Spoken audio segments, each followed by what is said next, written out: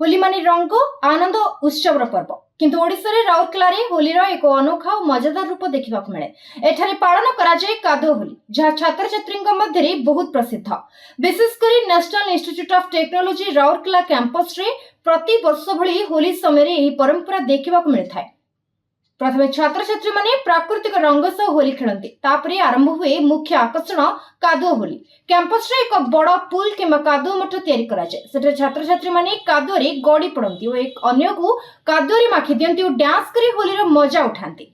किछि समय परे समस्ते कादुओ रे एक रंगर होई जांती जहाँ एकता और मित्रतार प्रतीक। এই উৎসবরে ডিজে म्यूजिक डांस और खाद्यर मध्य विशेष व्यवस्था रही है। गरम जलेबी और परंपरागत ओडिया पणा सह उत्सव आहरी रंगीन हो जाए।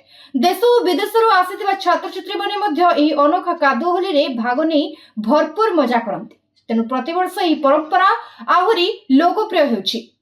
तेनु होली रो एही अनोखा रूप निश्चय कहिबे उत्सवर सत्य सौंदर्य होउछि खुशी और एकता।